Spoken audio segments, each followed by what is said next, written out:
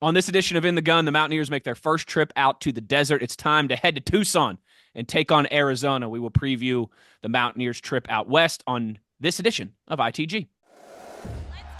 You are now watching Believe. ITG. With Wes, Owen, and Jed.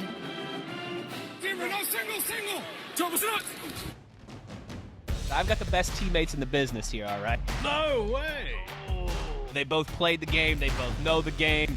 Owen is the runaway beer truck known for having some fun. Owen Schmidt, you have a podcast, In the Gun. Owen Schmidt, like a runaway beer truck down the sidelines. Jed is the signal caller who is the X's and O's and the brainiac. First of all, Jed's research is pretty impressive.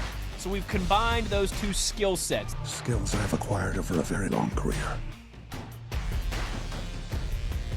You are In the Gun. Once you enter this family, there's no getting out. In the Gun, episode 204 of your new favorite WVU football podcast. I'm Wes Schuler, and I've got the best teammates in the business. We got the beer truck, Big Owen Schmidt, down the sideline. And we got the signal caller, Jed Drenning. And, of course, as always, we are brought to you in part by our friends at Bet Online. It's that time of year again. The NBA is back, opening tip-off and buzzer beaters. Bet Online has you covered with all the best odds, biggest promotions, and live in-game betting on all your favorite teams. This season, every game matters. Bet Online has every stat, every breakdown, and live odds to bet on during games. And it's not just the NBA, football. Major League Baseball playoffs going on right now. NHL. You can even bet on the election. They got political props at Bet Online. So head to the website today to get in on the action with America's most trusted site for online wagering. That's all at Bet Online. The game starts here. We start, obviously, with our Mountaineer preview as the Mountaineers head out to Arizona. Jed, you heading to Tucson. You heading to the is that right to say heading to the desert? I don't think technically, right? I don't know. Is that the desert? You tell me. Well, I won't be there. I won't be there long enough for it to matter. So a few hours in a hotel, a few hours in a stadium, and then we turn around and come back, hopefully with the W. But yeah, that's the nature of these road trips. It just it feels a little bit stranger. A road trip at 3 hours behind us. That's an unusual animal that you're probably more accustomed to than I am. Oh, and yeah, and so that's hopefully we defy the odds. When you look at the record of all the college teams who have crossed more than two time zones or two time zones plus, it's not good this year. I think Miami at Cal, which they should have lost, and Penn State at USC, which they had to come from behind to win it overtime. I think those are the only two guys that those traveling teams like we're about to be. So maybe we can be number 3 or 4, whatever it is. But well, Jed, and just to say, as a guy who did travel back and forth across the U.S. to play some ball, typically East Coast going to West Coast is an easier transition. Typically, they say this is true. Yeah, it's on your body, right? Except for my whole thing with it. I was just going to say, except for when Jed has to fly home and it's 5 a.m. when they get home with the 3 hours. Now, yeah, when you have to, but that's what I'm saying. When you go play somewhere where you gain some time, when you fly back, you lose all the time. So it really jacks you up. So, hopefully we have at least that one stat checked off in the column for us. Upside, we have a bye week. So when we lose the time coming back, we at least have a chance to recover. But my whole take on it's this: like we discussed this, me and Coach Wallace and Tony. We were talking about the pregame last week because Chris Kleiman was complaining about 3 games in a row in 3 different time zones, and he was kind of making a big deal out of it. And Tony and Dwight's take was, look, it's only a couple times a year. It's not that big a deal. There's people who work 9 to 5 jobs and don't complain about it. I'm like, well, the truth's somewhere in the middle. Here's my general take on it. To me, it's all about the sport you're playing. Football is a physical sport that's hard on your body under ideal circumstances. So trying to travel and or recover after taking body shots for 3+ hours is different than playing a basketball game or a golf match or anything like that. I would imagine it's like trying to have a boxing match. Jump in a plane, fly somewhere 3 hours earlier, the next day have a boxing match and fly back. That's going to be more difficult. When your body's going through physical trauma, it's a challenge. Now, despite it being a challenge, it does you no good to complain about it. It is what it is. So the best you can do to make the best of that situation is really don't complain about it, address it in other ways and attack it in other ways. It's going to do what it's going to do. NFL teams struggle when they do it. College teams, as we just talked about, the numbers bear it out. They struggle when they do it. Don't make it worse by focusing on it and complaining on it about it and planting those seeds of doubt. And quite frankly, I'm a little surprised Chris Kleiman of all guys has done that. But yes, it makes a difference, but it doesn't help you to talk about it. So focus on what you can control and not what you can't, and go from there. It's a couple days. Can we give it our best shot and hit them harder than we get hit? Fly home, recover, and spend the bye week getting ready for Cincinnati. That's where we're at. But was that your experience with it, the recovery piece of it, because of the physicality of what you're doing? Yeah, and then anytime you really fly, and this is me personally, anyways. I always felt like my legs would always swell up, and yeah, I would get some pitting edema. And I don't know if that was just from being in the air so long or what it was, but first of all, it sucks having to fly across, I mean, when we would do those trips from like Seattle to Florida, right? To play like Miami. Or any or even Jacksonville. You're looking at a 6-hour flight. This is going to be what, roughly 4 and a half. Yeah. 4.5. So Which I always look at it like this, though. That's 6 hours on the plane, right? By the time you board, by the time you land, the taxi, it's 6.5, whatever it is. But yeah. So you fly in Seattle, Miami, that's probably 7.5 hours on the plane, right? But yeah, and it's just jet lag is a real thing, especially after a game. You do get dehydrated up in the air. I don't know why that happens either. I'm sure there's some sort of scientific reasoning behind it. But it's just, and it's restless. You're sitting in a, this is big man sports. You know what I mean? So like you see, you packed in like sardines on these planes, man. It's uncomfortable. There's nicks and dings during the game. There's not, there's guys icing you would ice, but it's just not, it's not the norm. It's not the norm. And I will say this, regardless of the feeling, the mental aspect of it, it's a lot better when you ride home a winner. Okay. Because all that other stuff, all those little nicks and bruises, kind of like, okay, I mean, it was worth it. When you go home, when you go home a loser, you go home sore. That's for sure. Yeah. The mental anguish may be the worst part after a loss, but you're exactly right. And just, it's the nature of today's college sports. I mean, we're in a league that spans all these time zones. Sometimes we're on the plus side, sometimes minus side. Last year, we were the beneficiary when BYU had to come from Provo. If I remember right, BYU had a game in Texas and then the game in Morgantown. So we benefited from that by them having to do all the travel. This time we have to do the travel. So it's give it its take. You just make the best of it. Like I said, absolutely there's something to it at the pro and college level, but you don't improve your situation by focusing on it, pointing it out. We're not coaches, so we can hear and talk about it all we want, right? That's kind of our job, is to discuss things coaches don't.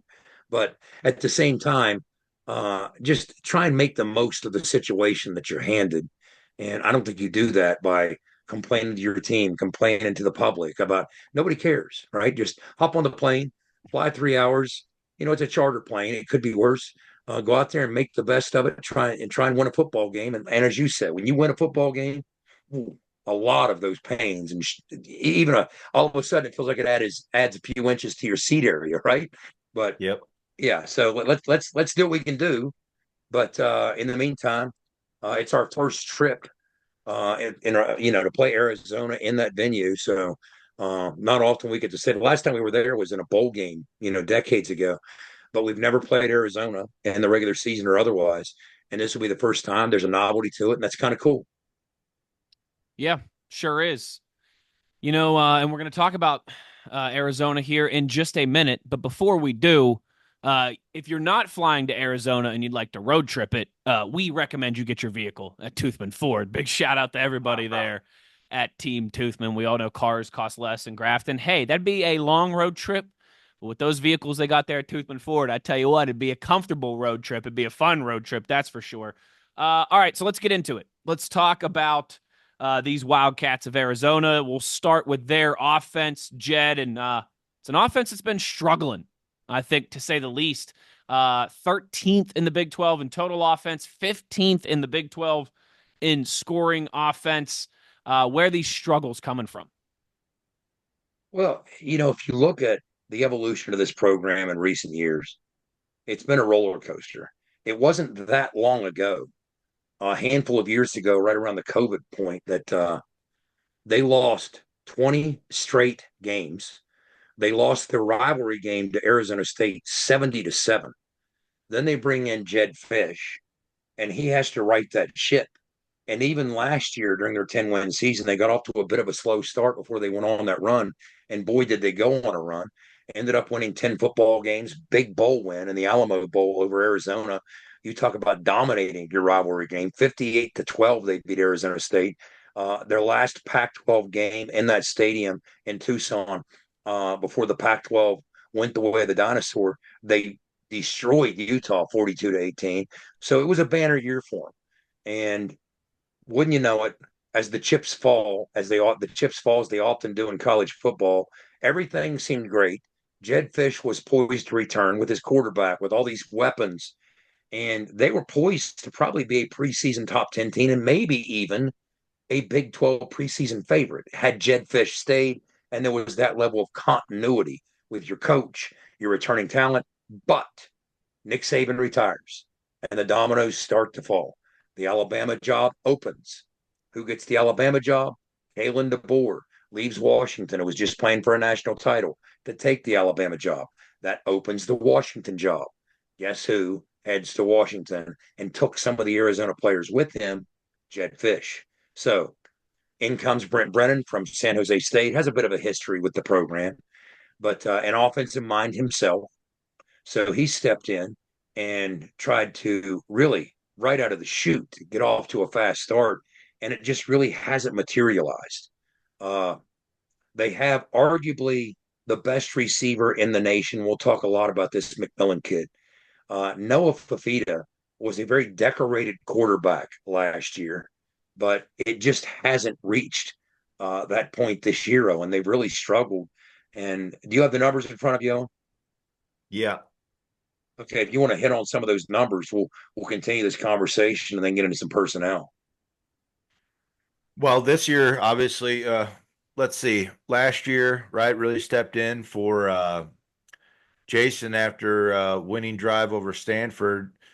Kept the starting job. He threw for roughly 2,869 yards, 25 TDs, just 6 interceptions. So pretty solid there. Led him to 10 wins, like you had said, and that big win over the Alamo Bowl. But this year, man, struggle bus a little bit. 59% completions, 253 a game, 9 TDs, 10 interceptions. That's most in the Big 12 this year, versus last year, 6 interceptions, 6 interceptions in the last 3 games. So kind of struggled in the air a little bit this year. Yeah, that's the case. And the efficiency hasn't been there. They lost an NFL receiver on the other side. They lost an NFL tight end, and they've tried to replace those guys. And the strain has really been felt by Noah Fafita. They retooled their offensive line. There's been a lot of change, even within the staff. You had Dino Babers, who Mountaineer fans are familiar with from his days as the head coach at Syracuse. Dino Babers was hired by Brent Brennan to come in as his OC. Now, maybe it was a place setter as an OC, because even in the offseason, they kind of talk like, okay, out of the gates, maybe I'll run the OC, I'll call the plays, but I might pass the baton at some point during the season. Well, that point didn't take too long, because it was the Week 5 win in Salt Lake City at Utah. Their tight end coach, Matt Atkins, he took over the play calling duties for Dino Babers. And of course, that night was a huge win on the road for what looked like maybe the best team in the Big 12 in Utah. Well, now it doesn't look quite the same. And they've struggled to continue beyond that point, because they've dropped 3 straight and the offense has hit a ton of struggles. Fafita has struggled. Again, dual threat guy. Don't underestimate. It seems like every week we say this. Don't underestimate his athleticism, his ability to tuck and go. I'm watching tape, and again, there was a 1st and 25 situation where he picked up 24 yards and it's 2nd and 1. He just took off. So he's athletic, he's dangerous. You have to honor that. Uh, when you look at their running back room, and you want to talk a little about Quali Conley, this kid that he came from San Jose State with Brent Brennan, 5'10", 209. He's been kind of productive for him. Yeah, Fresno, California kid. Last year, 842 yards on just 131 attempts. So nice average. Looking a little around 6.4 yards a carry, which is that's pretty spicy when it comes to the running back world. This season, he's at 506 TDs. You know, he's rocking about a yard less than last year at 5.4. He's also used pretty vastly in the pass game as well.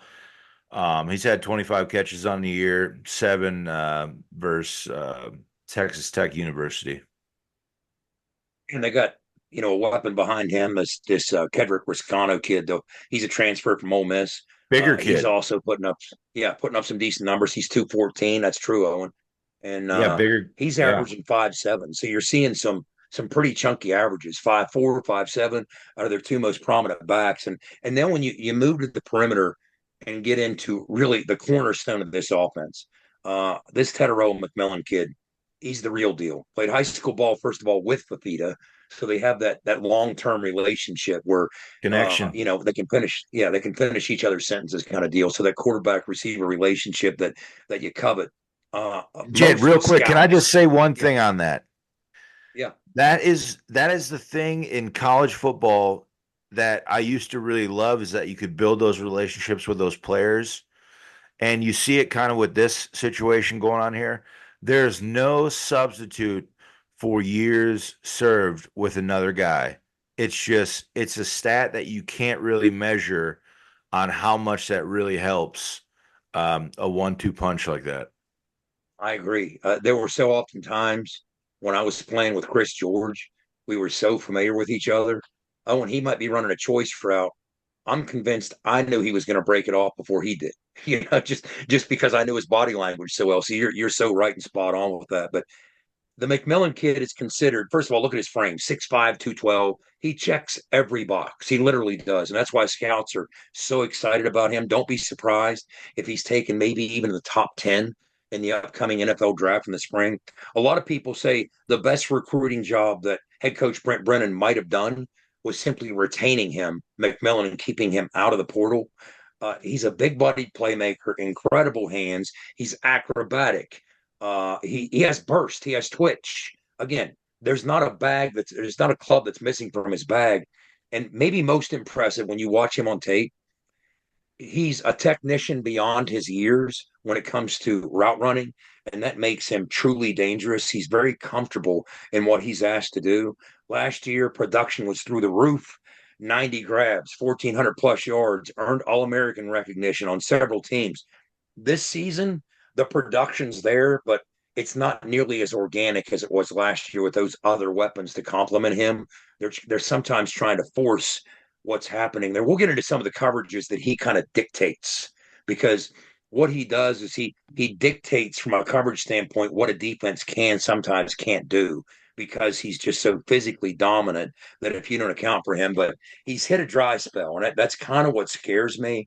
And I'm scrutinizing the tape, watching the different things the teams are doing to him to at least mitigate the damage. Nobody's really stopped him, but a number of teams have had some success in controlling him.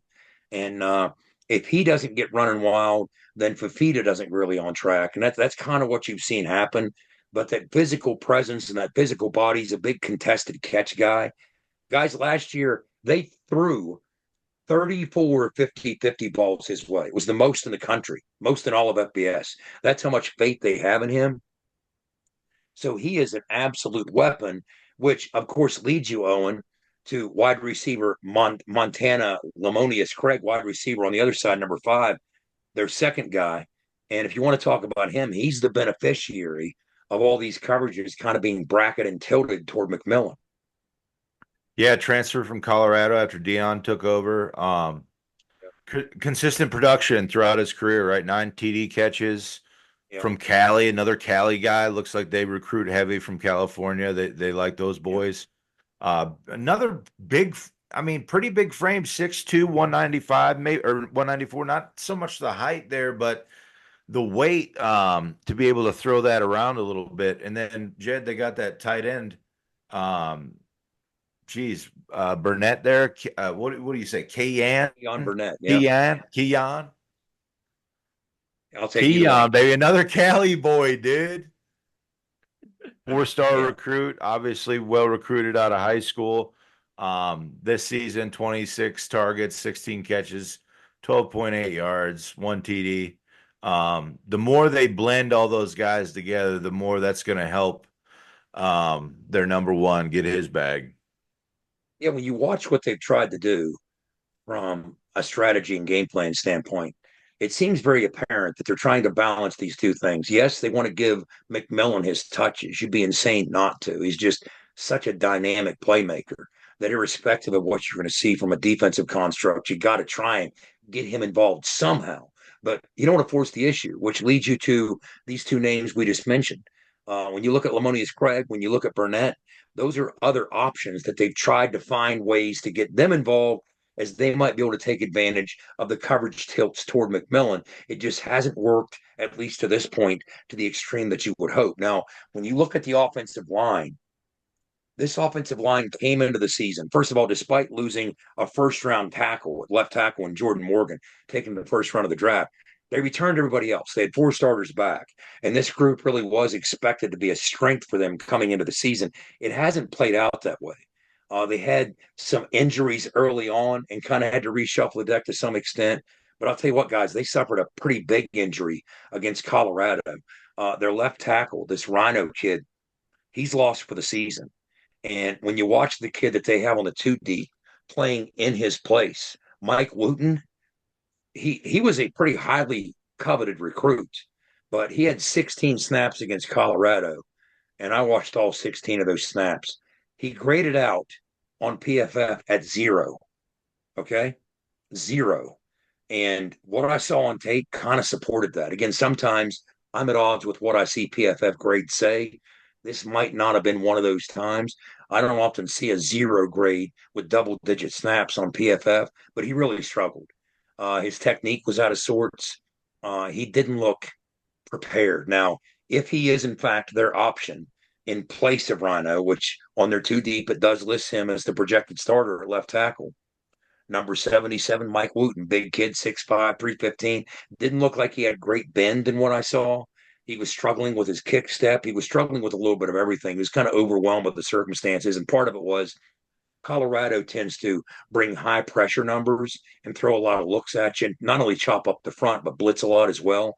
And it's part of the reason that they had 7 sacks in this game against Arizona. But that kid really struggled. So when you look at some of the opportunities that West Virginia's defensive line may in fact have, we probably should have started with the injury piece of all this. Speaking of which, we'll get to the injuries on the offensive side for West Virginia. But on the defensive side, it sounds like maybe just Aubrey will be out and everybody else will be back, including TJ. So that's going to be very meaningful because if you're going to go against an offensive line that's trying to find some rhythm and try and find some continuity and try to hit its stride, you need guys like TJ Jackson, who's a tremendous disruptor. There's a metric, guys, that it's called on Sports Info Solutions. It's called average tackle depth, and it's exactly what you would think. On average, how far is a ball carrier downfield before a defender gets him to the ground? TJ Jackson's average tackle depth is the second best in the entire Big 12 at half a yard. So not only is he productive as one of 4 players tied in the Big 12 for the lead with quarterback pressures at 26, but even against the run, that's the kind of difference that he's making right there at the point of attack. And you're talking about an Arizona offense that they struggle with that sort of penetration and that sort of leakage. You have what's called a stuff percentage. How often are you smacked right at or behind the line of scrimmage before things get a chance to really get started? Their stuff percentage is a touch over offensively, just over 32%. It's the worst in the Big 12. So the last thing you want to see if you're Arizona trying to get cranking up front and solve those problems as TJ Jackson and Vitorma Malba and some of these guys, penetrating and creating problems. But talk a little bit about that, Owen. We'll double back to Fafita and close with that. Well, Jed, just to let you know, I thought I was a part of a Key and Peele skit there for a second with old Lamonius Craig. I don't know if you've ever seen that, but it's quite hilarious. An old rhino over there, but basically, good stuff there. I'm not even going to try and say Rhino's last name. I'll That's leave that up what to I'm Tony. saying. Like, And Tony doesn't have no to. way, No bro. Oh man, no, but I'll say this, right? And you sent us that little clip, right, of him in pass protection. Yeah. Basically, the running back saved his hind end there with a nice chip block. Literally got all up in his chest. Say it with your chest is how they'd say it in the big leagues. But anytime you got changeovers or injuries like that, there's always going to be a struggle with those two, especially if they haven't, really no depth or guys who are they're quite confident with. So I'd be interested to see what Jordan kind of bounces up with this week as far as bringing pressures. Are we going to double pressure that side? Are we going to overload those sides to really kind of give us the advantage against the offense this week? Yeah, and I have to wonder, Owen, if they're a big 11 personnel team. Probably their second most common formation or personnel group, I should say, is 12 personnel. I kind of wonder if you might see a little more 12 personnel just to help him out. Yeah. So you have a little more latitude between those two tight ends floating around. But again, when you look at Fafita, this has been the struggle that he's dealt with all year. Under duress, he hasn't played well. And this offensive line has put him under more duress than what they would like. Under pressure, he completes only 42% of his throws, 2 touchdowns against 5 picks. He will take off and scramble, whether he's under pressure or even kept clean. Again, something you have to be conscious of. Guys, when you look at his QBR, that's the global ESPN quarterback ranking, which bakes into the equation just about everything. Last year, he was among the national leaders. This year, he's 13th in the Big 12. His QBR is. Now, one of the metrics that pushes him down very low, it's called PAA. That's part of the overall QBR rating system. They define it as number of points contributed by a quarterback, accounting for QBR and how much he plays above the level of an average quarterback. His is 1.4. Okay. To give you some perspective, Garrett's is 25.5. So when you look at his game globally, he has really struggled, and that kind of reveals that. One of the things that I found interesting in watching tape, whether by design or otherwise, in part because of the scrambles and in part because of the structure of their offense, he throws on the run a lot. He throws on the run more than any quarterback in the Big 12. When he does so, he's only hitting 44% of his throws. Again, part of that is when he's forced to run and scramble and extend plays. Part of it is when the play is designed to get him on the perimeter. More than any quarterback in the Big 12, you'll see him without his foot planted throw the football. That impacts his time to throw overall. That's the metric we always talk about, from the time the ball snapped to the time it leaves your hand. His time to throw is the highest in the Big 12. He takes longer than anybody in the Big 12, which makes sense when you're throwing on the run that often. It's 3.23 seconds on average. Now, when he scrambles, again, remember how much he runs, it jumps up to 6.1 seconds, which is also the highest in the Big 12. That's the kind of thing you got to contain, because the last thing, and we've said this the last couple of weeks, you want for a struggling secondary to confront is a quarterback adding 3 seconds to the whole play and the route development and the scramble drill. You don't want your safeties or your corners or your backers, for that matter, dealing with any part of that. So come in under control with great gap integrity, but you also have to hold contain, because when he escapes the perimeter, that's when you're going to see him extend those plays. So that's the scary part of that. Again, his QBR last year, top 10 in the country. That's the global way to look at his game. 13th in the Big 12. That's a heck of a drop-off. He was a 72% passer last year. This year, that number's just a tick under 60 at 59. And his average depth of target, we talk about that. On average, how far are you pushing the football upfield, completed or otherwise? Last year was 7.8. They're trying to push it more vertically. Now, remember, that was Jed Fish's system last year.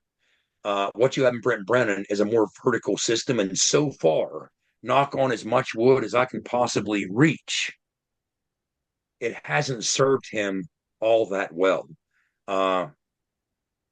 Let's close with these numbers. Again, 11 personnel, most common. I also look at the number of times you're sacked in each of these personnel groups.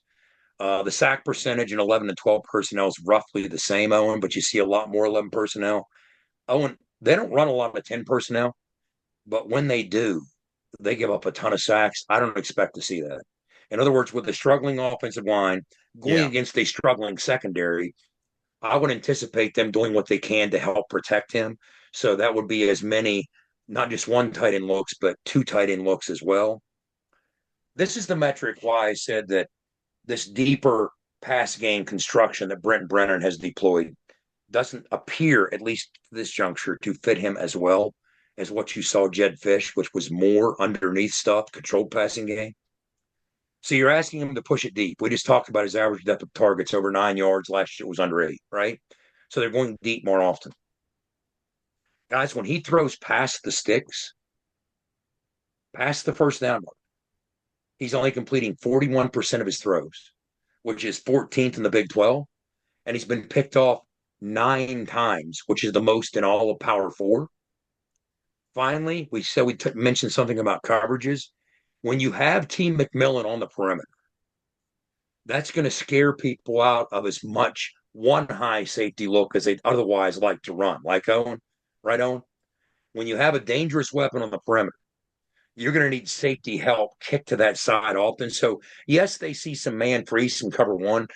Arizona ran a lot of it against them. But what I noticed was I couldn't help but see that free safety. First of all, he was incredibly deep.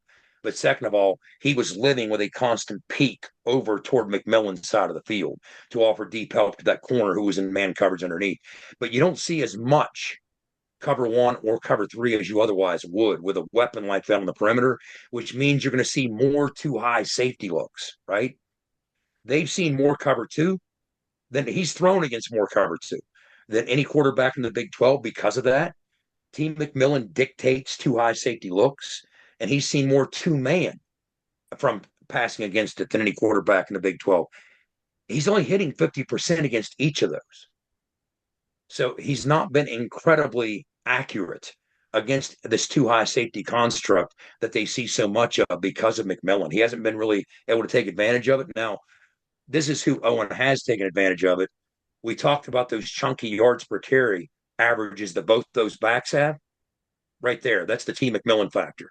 When you're seeing a lot of too high safety looks, that's a softer box count and a softer box number to run against. So that's the production they have had in the run game, Wes. That's kind of where a lot of that's coming from. What's being dictated from a coverage standpoint, from a box standpoint, with McMillan on the perimeter. Makes a lot of sense. That is the conjunction in which these things work at high-level football, correct? And yeah, so that would make a lot of sense. When you've got a wide receiver threat like him, opens up the box, makes it easier to run the football. We'll see how that continues to evolve this week for Arizona against this defense. One last thing for you guys. Arizona's offense struggling to find the end zone when they get into the red zone. 56% of the time in the red zone, they're scoring touchdowns. That's 13th in the Big 12. Against a defense, Jed, who is last in the conference in red zone touchdown percentage. So Arizona's struggling to score in the red zone. WVU's struggling to stop teams scoring touchdowns in the red zone. What gives there would kind of just be my final cherry to put on top of the brilliant offensive preview that you guys just laid down. We are last in the Big 12 in red zone touchdown percentage, over 75%, and that's with K-State taking a knee at the end, okay? Or it will be a touch worse. And when you look at our third down numbers, they're just as bad. So all hands on deck, and they're really struggling on offense on third downs as well too. 13th in the Big 12 in that category as well. So in a lot of respects, this is two teams that are kind of looking in the mirror. We both desperately need a win. We're both banged up. The schedule has taken its toll on both of us. We haven't achieved the expectations that we had hoped in the preseason. And we're both struggling to protect the football. You know, I mean, both offenses have turned it over way more than they would like. So, yeah, there's a lot of parallels. That do we need to take a break before we go to defense, or We we do. good? Yes, I was. Yep. I was just waiting for you to finish, partner. Hey. Okay, perfect. Listen, I ain't trying to put Jed in the corner. But yeah, let's do that now because I I know deserve you're ready. I know you got the good stuff. But let's take a break here quickly. When we come back on the other side, we will spin that block and look at the Arizona defense and what that means for the WVU offense. We'll do all of that when we return. You are in the gun. For nearly 20 years, Fortis has been the nation's leader in providing guaranteed roof performance programs for commercial buildings. Fortis offers roof performance solutions that feature extensive initial and ongoing reconditioning for commercial buildings as an alternative to traditional replacement, with long-term performance guarantees that are backed by global leader Lloyd's of London. Fortis offers a comprehensive range of roof performance management programs that provide financial security, extend the life of our customers' roofs, and make a significant impact on ROI. Fortis is currently improving performance and increasing ROI for customers at more than 4,800 locations, with more than 140 million square feet protected, including many Fortune 500 companies that have turned to Fortis to save money, gain financial certainty, and extend the life of their existing roofs. Fortis has helped customers save more than $520 million in capital roof replacement costs for an average ROI of over 250%.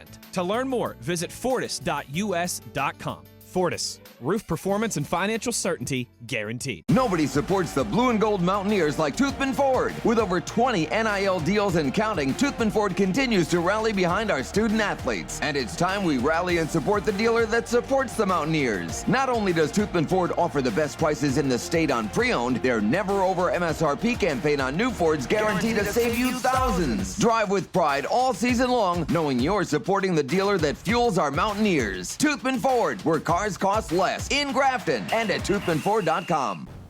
Back in the gun here as we roll along. It's our Arizona preview as the Mountaineers get ready to head out west. First time playing Arizona out there, as Jed mentioned earlier. Have played a bowl game there before, but this is the first time against the Wildcats. Of course, the first time these teams have met as members of the Big 12 Conference as well, too.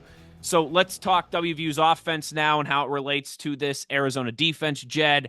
And any injury updates. Let's start there, obviously, because we know Wyatt Milam didn't finish the game. We know Garrett Green didn't finish the game. We know Jaheim White didn't finish the game. You talked a little bit about that on our recap episode, but that was still so early in the week, obviously. Not a ton of information. Not that there's been, a ton of time that has elapsed since then either. But what's the latest? What should we expect availability-wise from those three key contributors to the WVU offense?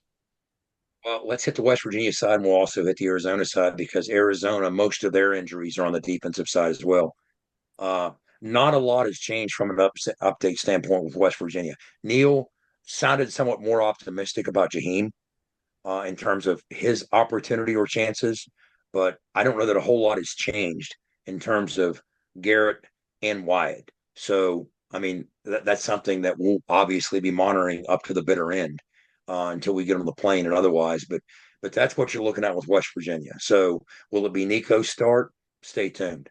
Will it be Big John start? Stay tuned. So at left tackle. Meanwhile, Arizona has lost their leading tackler, Jacob Manu, who was an all Pac-12 performer last year. This is an NFL guy. This is a big loss for them. Inside backer. Knee injury against Colorado last week, so he's out for the duration. So that's going to be tough for them to replace. Now, they have two long corners that we're going to talk about. One of them, Takario Davis, he missed the second half of the Colorado game with a groin injury, and it's a groin injury that he's been nursing for a while. He missed the majority of the BYU game with that same groin injury, and we know if you don't tend to those appropriately, and those things can get aggravated. So his status against West Virginia remains unclear, right? That's a do you lateral have any history position with those? Yeah, huh? yeah, you're exactly right. Lateral movement. That's the absolute worst injury you can have at that position, man. It's about that. That makes perfect sense. Explain that. That's not just somebody who's more stationary with a groin injury, but look at it. Look at what it takes of him and what he's asked to do each down. Yeah, I mean, it's just so much side-to-side movement, and I mean, you're pushing off those inner muscles, those inner groin muscles. So it's just so hard to really, in season, right? And like you said, he's been nursing it. So, it might feel great, but he's probably not really putting max effort into it until games. So, and then it just slips, and a groin is just something. If you've ever had a groin pull, it's just so annoying. I mean, it literally debilitates and with such high demand on lateral movement, tackle to tackle, that it's tough. That's a struggle. And this is a corner, guys, that's 6'4", 190 pounds. Not only is he great in coverage, holding the opposition to under 50% completion rate when thrown his way, he's been targeted 37 times, but he's also pretty salty against the run when you see him on tape. He's not afraid to stick his nose in it. So he's a very well-rounded defensive back that the NFL will covet as well. But to be determined as to whether or not he will go against West Virginia, but also in their secondary, free safety Gunnar Maldonado. He was hurt a couple weeks ago against Texas Tech. It's strange how they explain this. Waiting for the swelling to get down, a surgery upcoming. So it sure doesn't sound like he will be back against West Virginia, but it wasn't clearly defined. What happened against Colorado, a freshman stepped in, Jack Luttrell, against Colorado, and all he did was pick off 2 passes and played a great game. And people are raving.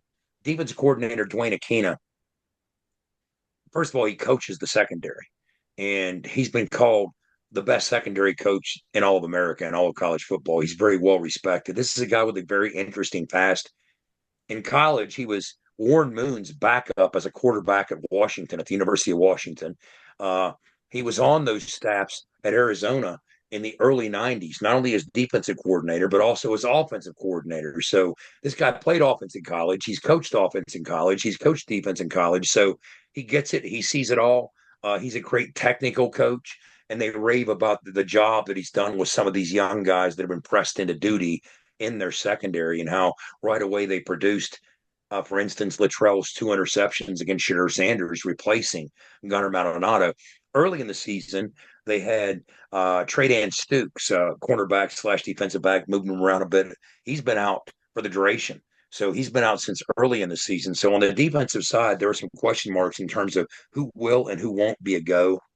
I'll say this on paper, in some respects, it seems like they've struggled maybe a little bit more defensively than they have. And the reason I say that, this is a defense, guys, that's been put in a lot of bad situations by their offense. All those turnovers have taken their toll with a lot of short fields. Case in point, Owen, talk about this. Last week against Colorado, they got beat 34-7. It sounds like the defense didn't do much, right? Colorado's average starting point was the 43-yard line. So that's where the interconnectivity of global football comes into play. This Arizona offense needs to help out this Arizona defense a lot more than they have. Yeah, and the punter can only do so much with trying to change over the field. So obviously they're not getting out of their back end of the football. I mean, and when you really come down to it, as far as moving the ball down the field and really trying to change the expand the football field for the opposition. Like I said, a punter averages 54 yards a kick. That's probably pretty solid if he's doing that. I want to say McAfee at his height was somewhere around there. So, that's a pro level kicker. So when you're really talking about offense and trying to, even a bad offense, right? I always want to say, like, when we were playing with Coach Rod, it was always like, look, we need 2-3 first downs regardless on the start of those possessions, just to be able to change the field if we do have to go with a special teams play on 4th down. So definitely need to step it up, and it seems like they're struggling pretty hard there. Yeah, that's been the case. And some of the different ways teams have attacked them, a lot of teams, and maybe this is another Cole Taylor type of day, a lot of teams have had some success with the tight end. They've given up 18 receptions to opposing tight ends. That's tied for the most of any defense in the Big 12. From a run game standpoint, nearly 32% of all rushes against Arizona are for a first down. Now, for a West Virginia offense that's trying to get right with its 2 feature backs, in CJ and Jaheim, because the last couple of weeks they have been absolutely, as we discussed earlier, bottled up. So we need to get that portion of our offense right and right fast. West Virginia has forced the most missed tackles in the Big 12. That's the good news. So that's the type of potential that we have when we're at our best. Now, will we be at our best when it's needed on the road in Arizona? That's what we're going to find out. Arizona doesn't. This is hard to explain what they do from a construct against the quarterback standpoint. We'll talk about the fact that they don't get a lot of sacks, but they do impact the play. They do often impact the quarterback. When you look at their numbers, they're not going to blow you away from a pressure standpoint, but you have to really get under the weeds a bit to understand what it is they're trying to do, because they have these long DBs. We talked about Tacario Davis, 6'4", 190. Well, their other corner, Emmanuel Carnley, he's 6'3", 184. So they got the longest corners we'll see this year. And that lends itself to a lot of man coverage, a lot of cover one, that type of thing. So usually that's attached to a bunch of pressure packages and 6 and 7 man blitzes. Not necessarily as much the case as you might anticipate. Most of their sacks, not a high sack team, come from a 4-man rush. So, and they're a 4-2-5 defensive base. That's one of the things I should have mentioned earlier. Dwayne Aquino, think back to what we used to see out of the Gary Patterson TCU defenses, that type of 4-2-5. The different things you can do from that, from a versatility standpoint, with that not front 7 but front 6. So you got 2 great run stoppers in the box intact, and you always have those 6 run stoppers built in. So that's one of the advantages of this 4-2-5. But one of the disadvantages is attacking that weak side. We talked about this when we played Penn State to some extent. You can exploit it to a little bit by attacking the weak side of that defense, but they will also, even though they're a base 4-2-5 defense, they will also throw some odd front at you situationally.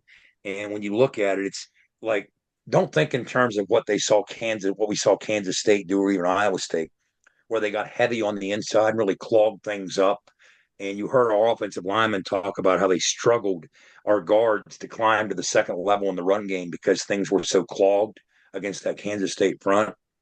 When Arizona, what they've shown on tape, when they go to a 3-man front, you're looking at a heads-up nose, but then you're looking at a 7 technique, what we call a defensive end or a defender lined up outside shoulder of the tight end, and then all the way on the other side, a wide 9 technique, which is a very wide edge rusher that's coming from space. So not like the 3-man fronts that we've seen, other than the one parallel would be you do have somebody when they go odd right over top of Brandon Yates' face. So that's the only parallel. But Genesis Smith, he's a guy in the back end, a safety, number 12. He's a guy to keep an eye on. A lot of teams will target him. And I'll tell you what, as safeties go, I see him on tape missing a lot more tackles than you would expect. Let's jump into the pressure numbers, and then we'll wind this thing down. 28% overall blitzes against dropbacks. When you look at the course of their 7 games, the most they have blitzed anyone was Utah, and they kind of had Utah in a bad spot against the backup young quarterback. They brought 43% pressure 43% of the time, but overall, that's not what they're about. A lot of cover 1. You'll see some cover 3. But let's jump again to what I talked about earlier. They don't get a lot of sacks, but they do find ways to affect the passer. They're only 10th in the Big 12 in sacks, but so oftentimes on tape, you see the quarterback happen to pull the trigger instead of squeeze it, prematurely get that thing out before he goes through the full flow of his read. So they do that more than you would think that a team with only 12 sacks does it. And I think the evidence can be found in the fact that they're 10th in the Big 12 in sacks, but when you look at the yards per pass attempt that they're allowing, that's only 6.7 yards. That's 6th best in the Big 12.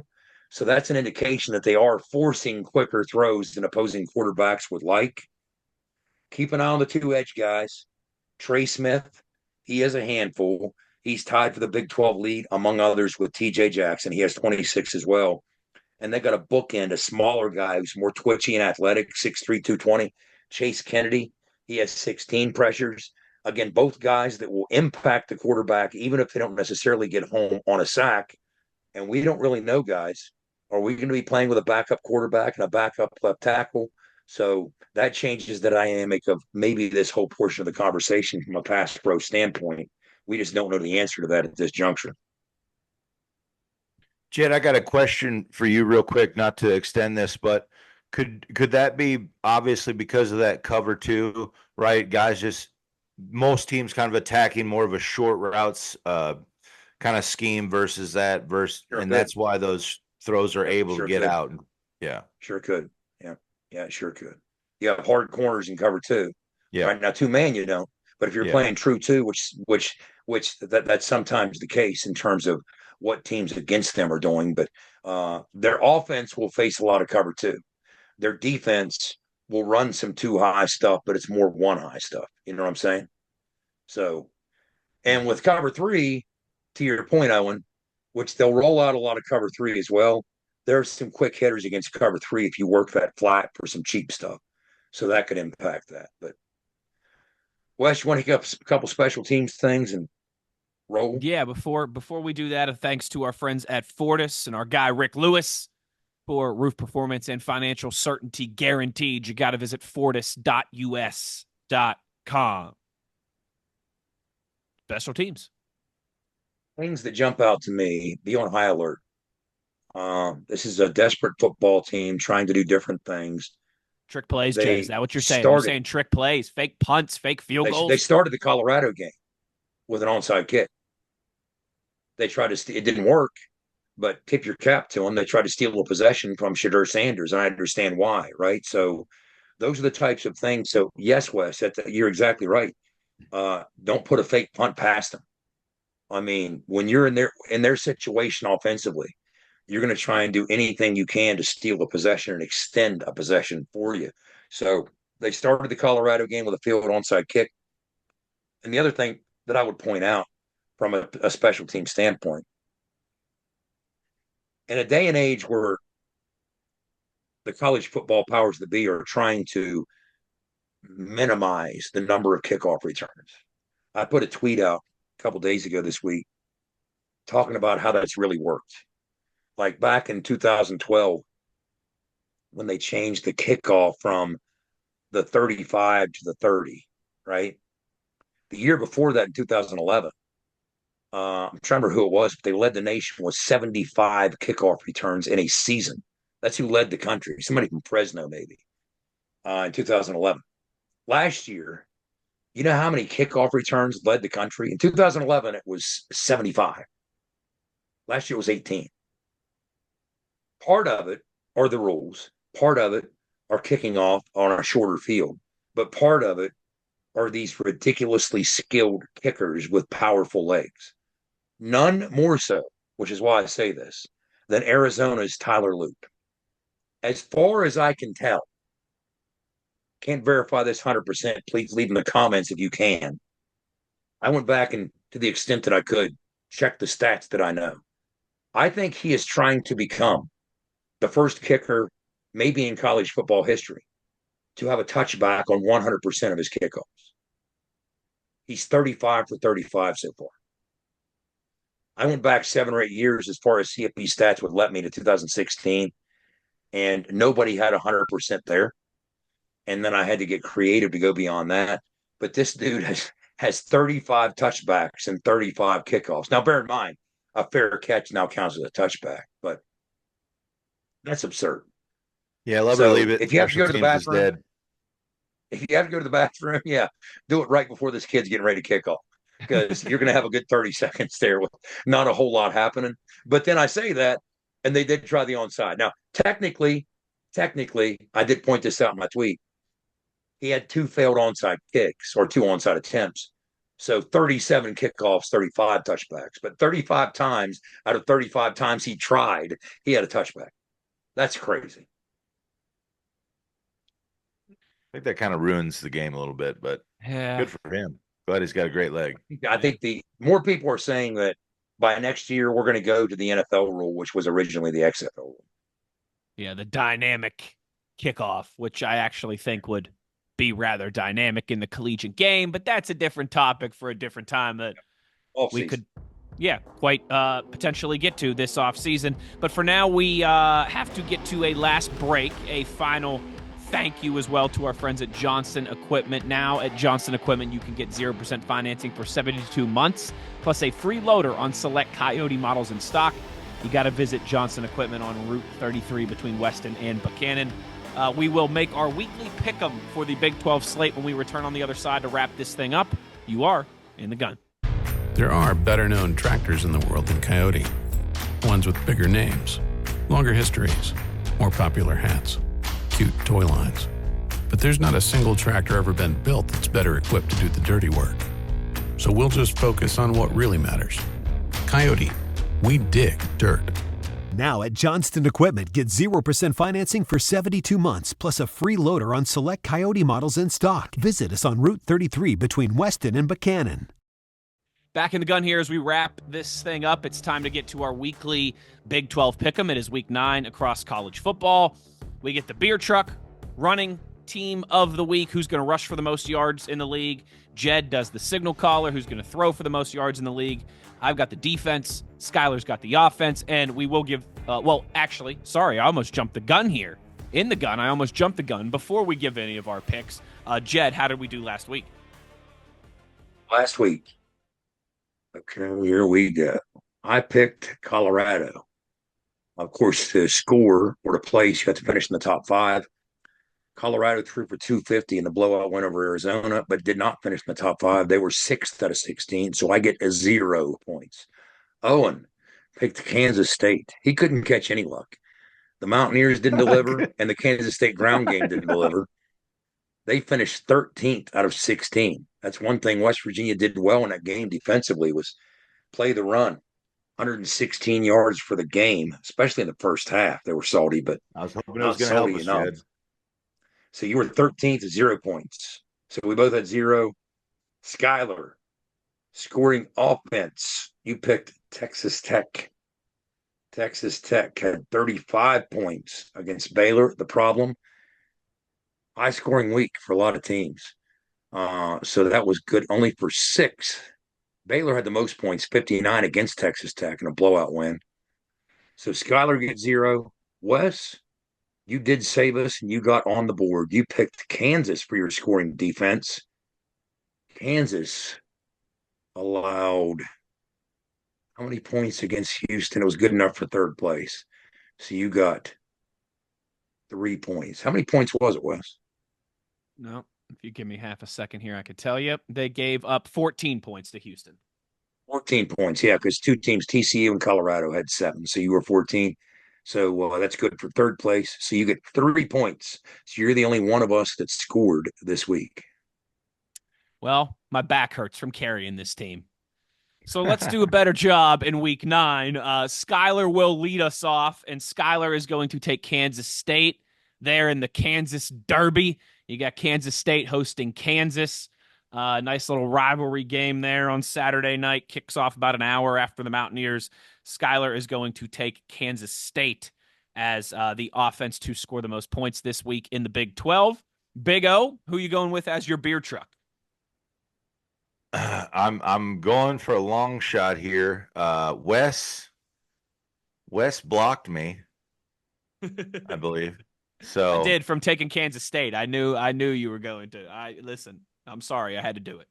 Wes blocked me, so I think I am going to go with this is a real long shot. I'm going with Oklahoma State against Baylor. Let's see if our boy can get a little ground game going, and the old ball coach there can thank me for it. What? That's a matchup, man. That's a matchup. You know, Gundy's that's a tough loss they suffered at BYU. They're on the road against a Baylor team coming off a big win. That's an interesting game. It really is. Yeah, Wes, you blocked him as the winner. You get to pick one team for any of us to block, and you picked that for the rush against Owen. Yes. Wes, I am taking as my passing offense. I'm going to roll with TCU at home against Texas Tech. I've been watching Texas Tech on tape against Arizona, and I'm convinced that they play half the game with 10 guys on defense because the free safety is so deep in center field. So I'm going to go ahead and roll with Josh Hoover and TCU to throw for the most yards at home against Texas Tech. Who you got? I am going to go with the Utes of Utah in Houston. Two teams who can't really score points, but one of them is at least better at defense than the other. So in what is a very this is kind of the low-hanging fruit here because, I mean, this game has such a lower over and under than any other Big 12 game this week. Just 36.5 points is the over-under in this one. This, I think, will be a low-scoring one. I think Utah will win a low-scoring one. So for once, again, for the second straight week, and to be honest, I've done this many times this season, I'm fading Houston, and I'm going to go with Utah as the defense. You know what's funny, Wes? This is the second time you've picked against Houston at home, and the last time Iowa State shut them out. It's true. We'll see. Hopefully we get a similar result, but that'll do it for our weekly pick'em. Reminder, if you want to get involved, you could do so on our Twitter page. It's pinned at the very top of our account there at In the Gun Podcast. If you want to make your weekly selections as well. Real quick, weekly selections. Speaking of, first time in a while this has happened, maybe ever. Nobody got any picks right. Wow. All listeners and viewers were 0 for 4. I don't think that's ever happened. And 3 of the 4 people on this podcast struck out too. So that means yes, across the ITG universe. Yeah, I'm patting myself on the back here if you're watching on YouTube. He made it about him, guys. Come on. All right. I'm sorry. I had to. I'm sorry.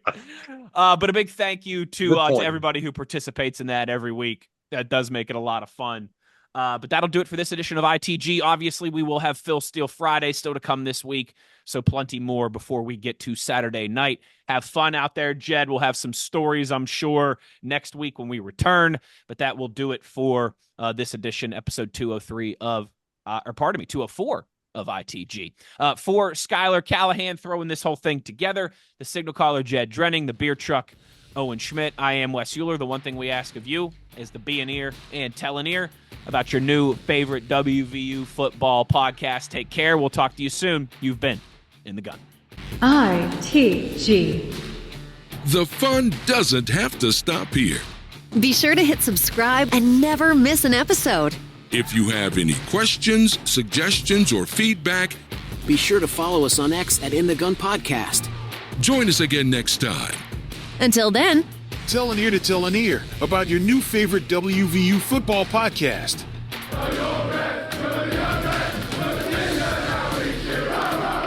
This mission is over. It's over.